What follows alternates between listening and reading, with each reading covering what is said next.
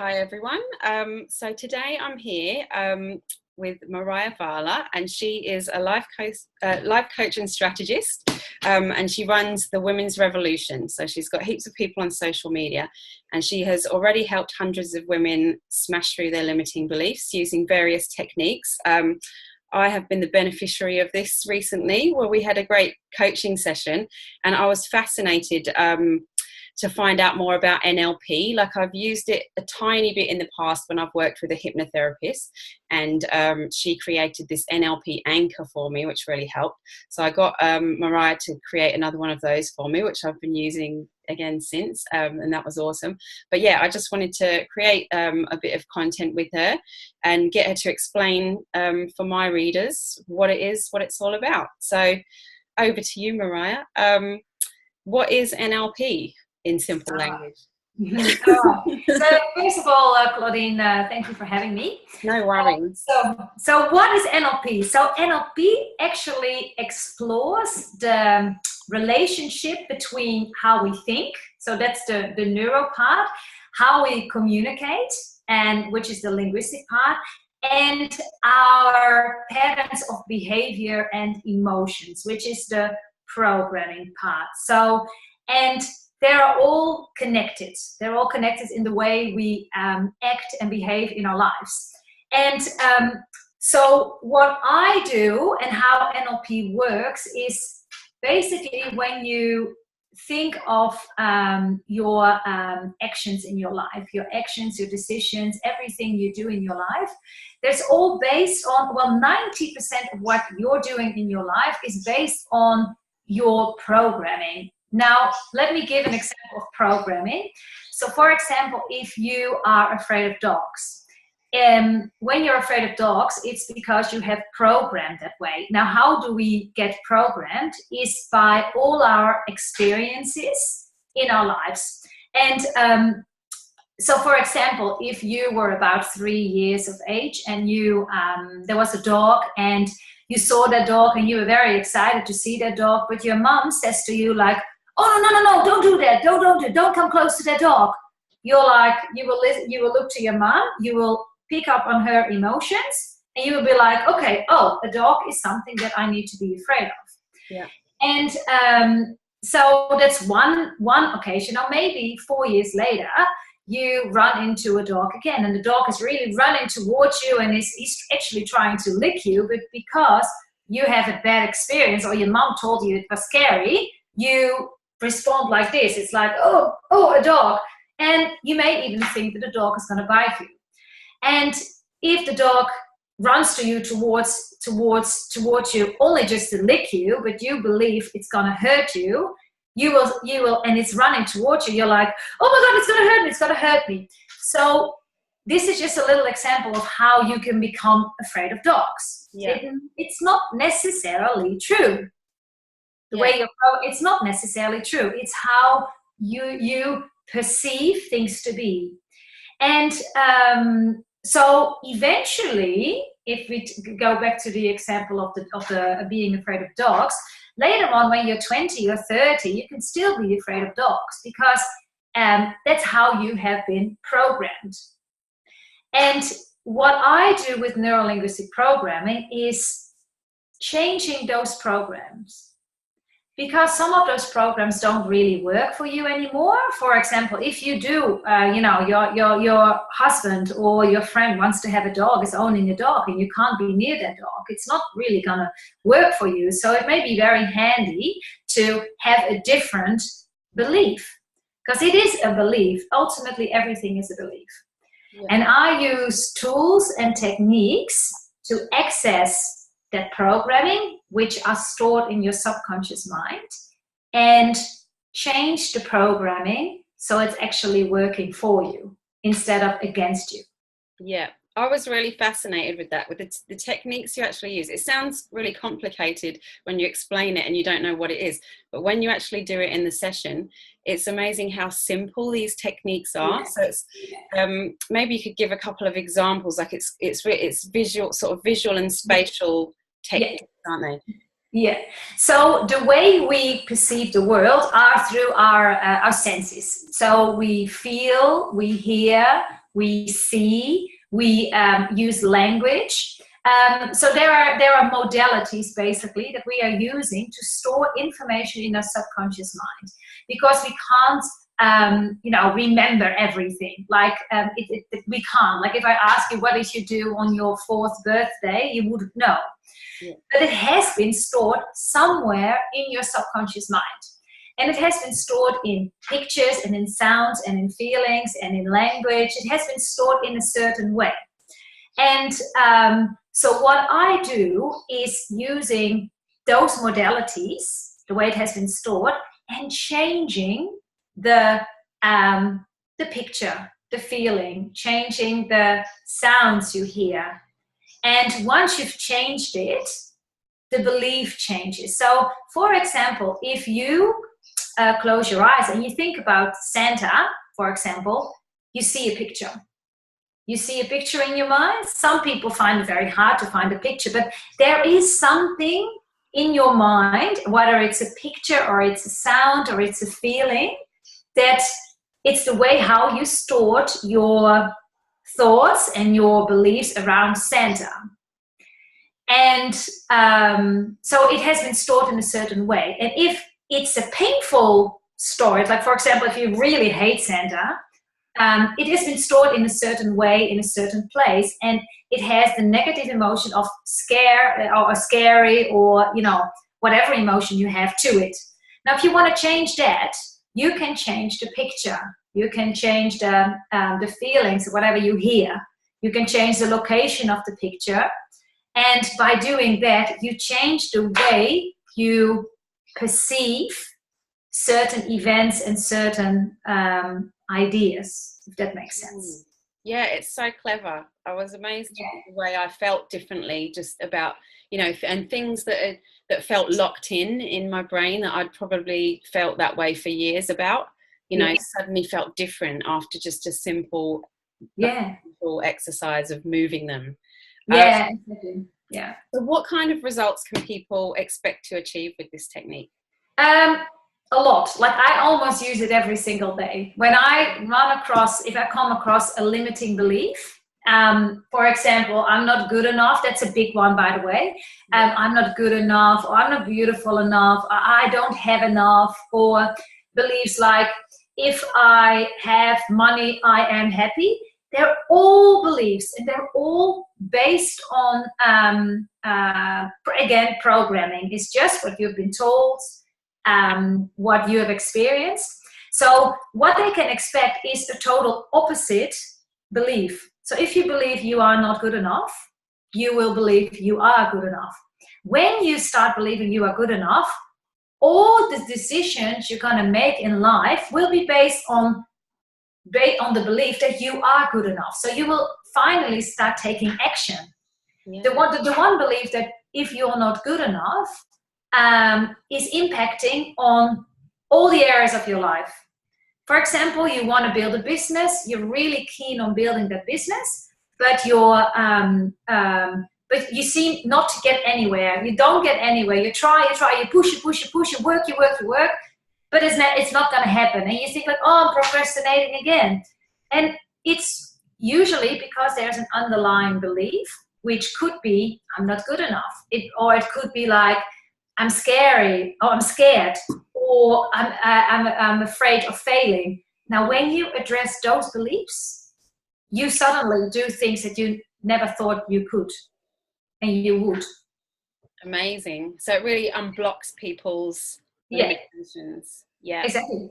Yeah. And everything, and you know that, this, Claudine, everything starts with your beliefs. Every single thing we're trying to do in our lives, and what we have been trying to do is just use willpower to get there. We just push, and like I said, your unconscious and the mind is 90% responsible for all the choices and habits and behaviors you have in your life. Yeah. And what we're trying to do with the 10% of conscious mind, just use willpower and I'll get there. Yeah. And most of us fail because they're pushing against 90%. Yeah, and work harder and try harder and keep going and all these things we're told. Exactly, and it's not true. So also, we were just talking about a law of attraction. Beliefs, they radiate vibration and energy. When you start believing differently, if you have the belief, I'm not good enough, it's a low vibration. You will attract things that confirm that you're not good enough. Yeah. When you start believing you are good enough, you're going to attract things that support that belief. Yeah, yeah. So it's energy. So it's I'm so excited about this because you can change everything. You can change your whole mindset. You can, and it is possible. We're not, our brains are our mind. We can use it for so many things. It's so awesome. But you need to know how to use it. Yes. And when you use it correctly, you get everything. You can get everything. It's exciting. Yeah, like your mind is really a piece of clay, I guess, that you get to mold. It's not a stone, you know. That's it. No. So No. yeah, with doing these things and working on yourself. So what are some of the great results that I mean, obviously you won't want to mention specific names probably, but some of the great results that your clients have had and that people you know have had with NLP? I had a client who really felt not good enough. She really didn't feel good enough. She was, and she also thought that there wasn't enough. And she was very, very depressed, just being very depressed, like, oh my God, everything is so hard and everything. And I went through a very quite simple process of changing her belief, which used pictures and everything. And a day later, she sent me a message and she said like, oh my God, I don't know what's happening, but there is enough and I am good enough. And days later, she said like, oh my, like I'm just feeling so differently. And it's all about the feelings. When you feel better, you attract the better stuff. So that was an amazing progress. And I also had clients who struggled with eating, who couldn't stay on task or couldn't, focus on the eating because they felt that they were depriving themselves. And also through NLP, I have changed their beliefs around eating and about so much is about body love, loving yourself, and they finally could, stay on the diet and be focused and are working on them. So those are some examples. I've got way more examples, but it's just and relationships, people that are so incredibly over independent. How do you say that? No, interdependent on other people. Yeah. And every decision that they make, they have that person inside them, and they don't want to. They want their approval. But then, as a matter of fact, we don't need anyone's approval to make our decisions. We're not making then the decisions that we want. We make decisions based on someone else. And breaking free from that, that's over dependence basically from other people will make people free to make their own choices. Yeah, so empowering. That's amazing. It is. Yeah, it is. It must be great to do that work and see the changes in people's lives, see them come back happier the next session. Yeah. It's hard though. Sometimes I find it hard to explain it to them. It's like, and then people like, how can this work? They're trying to understand how it works. Yeah. And with their rational, conscious mind, the thinking mind, they're trying to make it logical and to make it understand. Let me understand it. And that's it. There is not so much to understand. It's just working. Yeah, it is working. It's just trust this process. For me, I never had a question about that because I do a lot of work on myself anyway, so I think I'm quite self-aware. But during the session, I just felt different. Like I just felt different as you were doing it. Like I felt things lifting off me and shifting and changing. So I was sold. Yeah. and that's what I hear. People feel different. People start feeling different. And that's where it's all about. We just want to feel good. Everybody wants to feel good. Yeah, and that's all right. And it's great to have tools that can help you do that. Yeah, exactly. So quickly, Yeah. Yeah. Yeah. So how did you come to study NLP, and tell us about your other treatments that you do? So you do emotional intelligence and hypnosis work as well with people. Yes. So it's really funny how I came onto this path, because when I was about 20, I came across it back in Holland, and I did a little course and I was excited about it, but at that time I couldn't afford to do the course. So I let it go, and then here in Australia, there was suddenly, and I believe in the universe telling you what you need to do, and there was a book literally dropped in the front of my house, and I picked it up and I flicked through, and I was like, oh, that's neuro-linguistic programming. And I started to reading it a little bit, and I found it interesting to put it in my cupboard. And then I did a course with someone, some free 7-day challenge, and then I thought, she's doing neuro-linguistic programming. And I said, do you do NLP? And she said, yeah, I do NLP. And then I was like, oh my God, and then I got that book back. I looked at that book. I was like, oh my God. And then I suddenly got that book. I could understand the book. And then I just thought, I just need to study it. I think the universe is telling me to study it. So I started studying it and doing the courses. And yes, and I'm so glad that I came across it. So what I did was NLP, and I'm using techniques like growth coaching.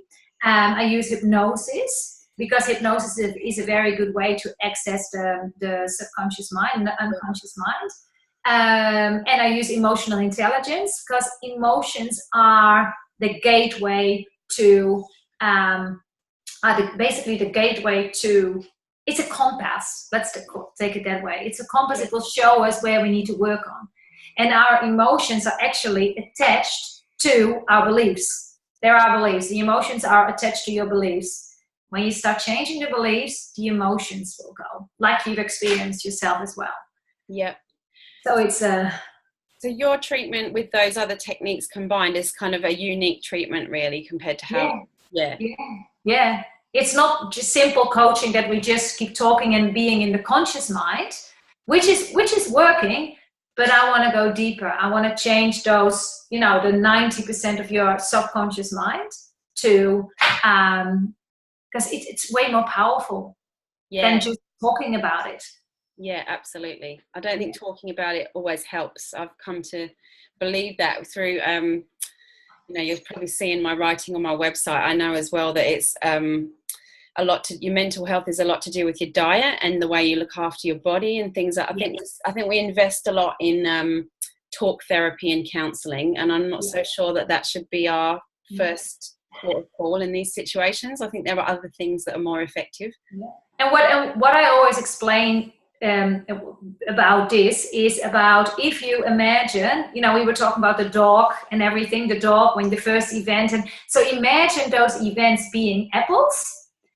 And so what talking and counseling is, I'm not saying that the counseling is not right, I'm not saying that. What I'm saying is that it's different to what I do, is because they talk about the apple. So the apple has a certain shape. The experience has the apple has a certain shape. It's shiny, it's green. Oh, look at that, there's a hole in it. And that's what usually happens when you stay in the conscious mind. Yeah. Now what NLP does is chasing the apple, put it into a juicer or slice it into 8 pieces. So the way you look at that experience is totally changed. And if you totally change the way you look at the experience, your whole belief system changes. Yeah. Well, it's so go from being this problem to it's not a problem for you anymore. No, it's not a problem anymore. Exactly. Yeah. And what we tend to do a lot is actually, by talking about it, you're actually bringing it up again and again and again and again and again, and you stay with your mind in the past. But there is a way of letting that go. Let the apples change it so you can look at it in a different way. And we can actually, sometimes we can just release it. Because there is only the now. We don't have a past and we don't have a future. It's only now. So that's why I'm excited about it. That is an empowering thought too. I love that one. There is only now. There isn't a past. No, there isn't. We create it in our minds, but there isn't actually. Yeah. So What do you most love about doing this work with people? The results. Yeah. The results, like actually really, really empowering them in a way that I, 3 years ago, you know, I didn't know it was possible. But seeing the results and having people finally making decisions and choices in their life that empower them is the biggest reward. It's like if you can really see that somebody can improve their lives by just changing limiting beliefs. Yeah. So it's all about the beliefs. If people starting to listen more to what their beliefs are and how those beliefs are impacting in their lives, and change those beliefs, you can make huge progress in your life, like incredible progress in your life. Yeah, yeah. I'm keen for another session after this chat. We can do that. Is there anything else you wanted to add? No, I think I've covered everything. Yeah, so awesome. Such a great technique. So how can people find you if they want to know more? Search on Facebook, The Women's Revolution, and I've got a website. It's thewomensrevolution.com.au, and they can have some, see some more information about NLP and how it works. Okay, awesome. All right, well, thank you so much for your time today, Marije. I look forward to it. We've got more to chat about in future, so yes. There'll be more content from us down the track. Thank you, Claudine. Thank you for having me. Thank you. See ya.